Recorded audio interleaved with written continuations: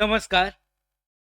संजय गांधी अनुदान योजना या योजनेअंतर्गत लाभ घेणारे जे सगळे पात्र दिव्यांग लाभार्थी, विधवा महिला, ज्येष्ठ नागरिक, आजारी व्यक्ती, त्याचबरोबर श्रावणबाळ निवृत्तीवेतन योजनेचे लाभार्थी, अशा सगळ्या लाभार्थ्यांसाठी सध्या जानेवारीचा हप्ता बाबतची अपडेट अजूनही आलेली नाहीये. मात्र त्याच दरम्यान एक महत्त्वाची अशी अपडेट आली की यामध्ये कागदपत्र जे आहेत हे सबमिट करण्यामध्ये सांगितलं जात आहे. यामध्ये हयातीचा जो दाखला आहे, लाईफ सर्टिफिकेट, जीवन प्रमाणपत्र हे पुन्हा एकदा सबमिट करण्याबाबत सांगण्यात आलं आहे. अशा पद्धतीची परिपत्रकं जिल्हानिहाय, तहसीलनिहाय, तालुकानिहाय जारी केली जात आहेत. तर यामध्ये सध्या संभ्रम असा आहे, गोंधळ असा आहे की कोणत्या लाभार्थ्यांनी ही कागदपत्र सबमिट करायची आहेत आणि कोणत्या लाभार्थ्यांनी करू नये. तर याबाबतच आपण डिटेलमध्ये आजच्या व्हिडिओमध्ये जाणून घेणार आहोत की कोणकोणती आणि कुणी म्हणजे कोणकोणती कागदपत्र सबमिट करायची आहेत, द्यायची आहेत आणि नक्की कुणाला एक कागदपत्र जे आहे, डॉक्युमेंट हे देणं आवश्यक आहे, सबमिट करणं आवश्यक आहे. त्याचबरोबर आपली सुद्धा शासनाला अशी विनंती आहे की कागदपत्र जे ऑफलाईन सबमिट करावे लागत आहेत त्यासाठी KYC साठी ऑनलाईन प्रक्रिया सुद्धा पोर्टलवर करण्यात यावी, जेणेकरून लाभार्थ्यांना ते सोपं जाईल आणि 6 ते 7 वेळा कागदपत्र द्यायची आवश्यकता लागणार नाहीये. तर व्हिडिओ जो आहे यासाठीच अत्यंत महत्त्वाचा आहे. शेवटपर्यंत पाहायचं आहे. त्याचबरोबर मराठी बिग गाईड यूट्यूब चॅनलला नवीन असाल तर सबस्क्राईब करून घ्या. त्याचबरोबर बेल आयकॉनला सुद्धा क्लिक करा, म्हणजे सगळ्या महत्त्वाच्या अपडेट तुमच्यापर्यंत अशाच वेळेवर पोहोचतील. तर सुरुवात करूयात.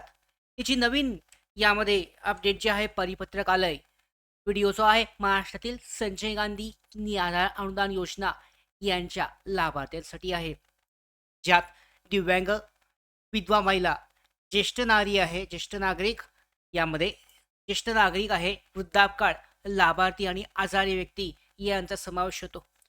आता या योजनेच्या लाभार्थ्यांना नियमित अनुदान जे आहे, जसं 2500 रुपये दिव्यांगांसाठी आणि 1500 रुपये हे दिलं जातं.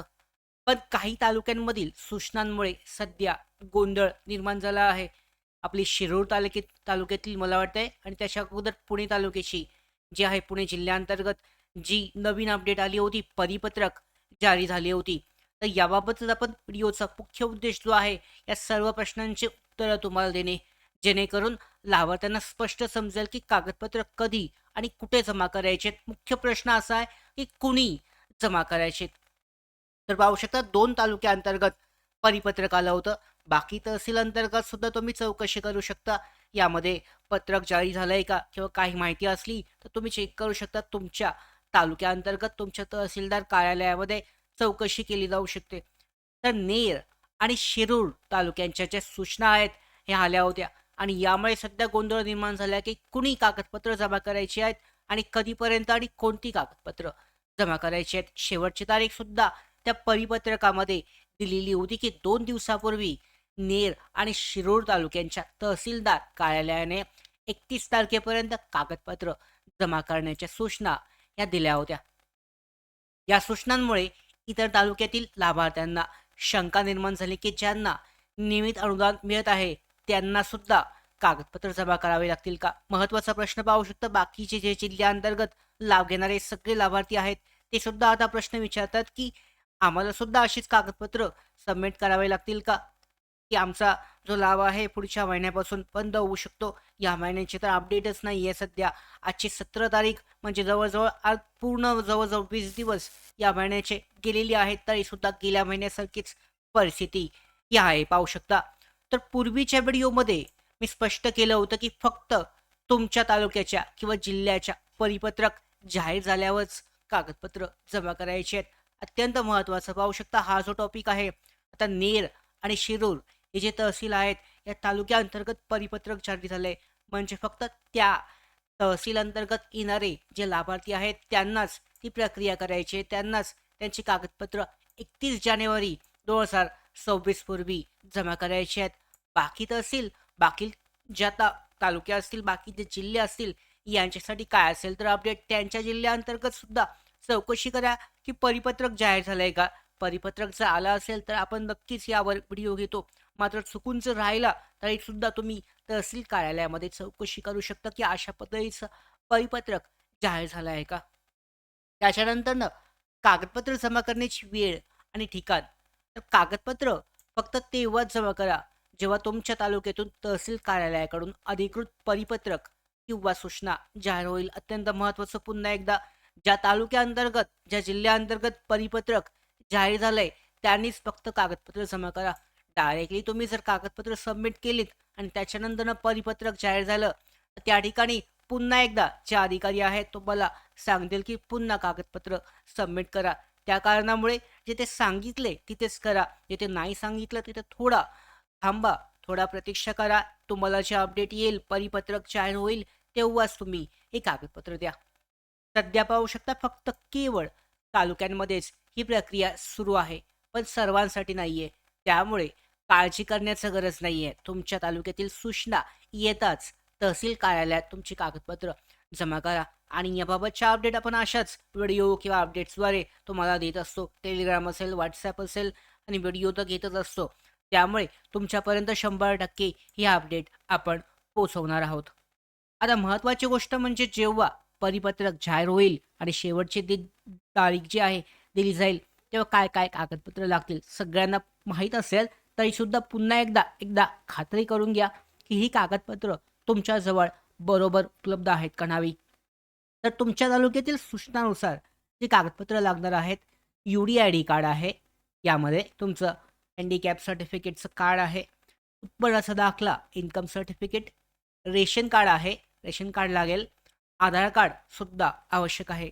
त्याच्यानंतर ना हयातीचा दाखला, लाईफ सर्टिफिकेट विशेष महत्त्वाचं आहे. वर्षातून एकदा हे कंपल्सरी जमा करावं लागतं. त्यामुळं हे सुद्धा तयार करून घ्या. आता हे जर नसेल तर कसं काढायचं याबाबत आपण एक व्हिडिओ जो आहे स्वतंत्र घेऊयात तुमच्यासाठी. या अगोदर सुद्धा तुम्ही पाहिलं असेल. लेटेस्ट नवीन व्हिडिओ घेऊयात, ज्यामध्ये कसं लाईफ सर्टिफिकेट काढायचं हे चेक करणार आहोत. तर यामध्ये हयातीचा दाखला कसा मिळवायचा? तर हयातीचा दाखला हे साधं प्रमाणपत्र आहे. मी पुन्हा एकदा सांगतो, की तुमच्या ग्रामसेवक, सरपंच, तहसीलदार किंवा कोणत्याही अधिकृत व्यक्तीकडून मिळू शकतं. एक साधा कागद जरी घेतलात तरी तो पुरेसा असणार आहे लाईफ सर्टिफिकेटसाठीचा. तर याबाबत आपण माहिती नसेल तर आपण एक व्हिडिओ स्वतंत्र घेऊ डिटेलमध्ये, कोणती प्रोसेसनी तुमचं जे हयातीचा दाखला आहे हा घेतला जाऊ शकतो. वर्षातून एकदा हे तहसील कार्यालयात जमा करावं लागतं आणि प्रत्येक ठिकाणी थोडं वेगळ्या पद्धतीने स्वीकारलं जातं. पण तुम्हाला काळजी करायची आवश्यकता नाही आहे. तुमच्या तालुक्यातील सूचना येताच, अपडेट येताच तुमचे कागदपत्र त्या ठिकाणी तुम्ही घेऊन जायचं आहे आणि जमा करायचं आहे. तेव्हाच फक्त जमा करायचे आहेत. जे काही अपडेट आपल्यापर्यंत येईल तेव्हा 100% व्हिडिओद्वारे आपण किंवा टेलिग्राम असेल, WhatsAppद्वारे तुम्हाला ही अपडेट देणार आहे. आता कागदपत्र जमा करण्याची जर सामान्य वेळ पाहिलीत, तर अगोदरची जी आहे म्हणजे गेल्या वर्षी असेल, त्याच्या आदल्या वर्षी असेल, आर्थिक वर्ष असतं, मार्च-एप्रिल महिन्यात तहसील कार्यालयाकडून कागदपत्र मागवली जातात. साधारणतः पाहू शकता आर्थिक वर्ष संपतंय, यामध्ये मार्चमध्ये संपतंय, म्हणजे एप्रिलमध्ये नवीन वर्ष सुरू होतंय आणि त्या कारणामुळे प्रत्येक आर्थिक वर्षासाठी हे नवीन कागदपत्र जे आहेत, हयातीचा दाखला वगैरे कागदपत्र ही मागवली जातात. त्यामुळे मार्च महिन्याच्या एंडिंगला किंवा एप्रिल महिन्याच्या सुरुवातीला तुमच्याकडून ही कागदपत्र मागवली जातील आणि त्यावेळेला तुमच्याजवळ ही तयार असणं आवश्यक आहे.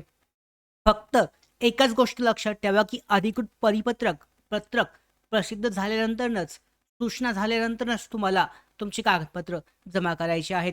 त्या अगोदर मात्र तुम्ही कागदपत्र जमा करण्यासाठी प्रयत्न करू नका, कारण त्याचा उपयोग तुमचा होणार नाहीये. त्याचबरोबर जर कागदपत्र तुमची वेळेवर जमा असतील, त्यांना ₹2,500 किंवा 1,500 जे काही येतात, विधवा असतात, विधवा निराधार असतील, त्यांच्यासाठी लाभार्थी जे आहे त्यांना 1,500 येतात. त्यांना सुद्धा कागदपत्र जमा करावे लागतील. फक्त एकच गोष्ट लक्षात ठेवा, की परिपत्रक जे आहे जाहीर झाल्यावरच. ज्यांना अनुदान येत नाही त्यांनी सुद्धा जमा करावे का नाही? तर त्यांनी सर्व लाभार्थ्यांना परिपत्रकानुसार जमा करावे लागतील. कन्फ्युजन इथे होण्याची आवश्यकता नाहीये. तर ज्यांना अनुदान येतंय, ज्यांना नाही येत आहे, सगळ्यांना आर्थिक वर्षासाठी कागदपत्र जमा करावे लागतील. मात्र 100% पुन्हा एकदा सांगतो, परिपत्रक आल्यानंतरच पुढची प्रक्रिया करा. कागदपत्र सबमिट करण्यासाठी निराधार शाखेमध्ये जा.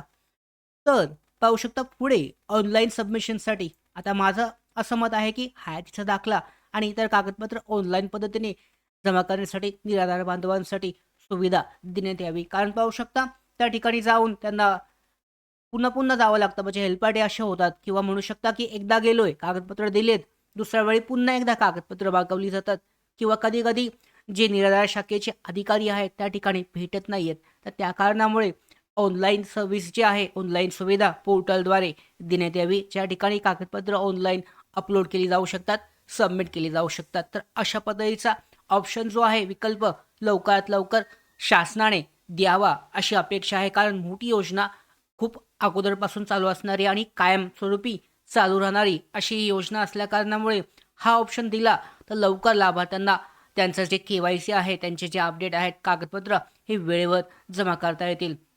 या निराधार योजनेअंतर्गत पुढचा जो पेन्शनचा हप्ता आहे, पुढचा जो लाभ आहे, जानेवारी महिन्याचा लवकरच दिला जाईल. याबाबत लवकरच आपल्याकडे अपडेट प्राप्त होतील. मात्र सध्याच्या अपडेटनुसार परिपत्रकं जाहीर होत आहेत. त्यावर लक्ष द्या. ज्या जिल्हा तहसीलअंतर्गत तुम्हाला जर परिपत्रकं आलीत, त्यामध्ये कागदपत्र सबमिट केली जाऊ शकतात. सध्याच्या निवडणुकीच्या काळामध्ये तरी परिपत्रकं जाहीर जाहीर होणार नाहीत कागदपत्र सबमिट करण्यासाठी. त्याच्यानंतरच जाहीर होऊ शकतात. तर या संदर्भातल्या अशाच निराधार योजनेअंतर्गत महत्त्वाच्या अपडेट मिळवण्यासाठी मराठी बिग गाईड यूट्यूब चॅनलला सबस्क्राईब करा. धन्यवाद.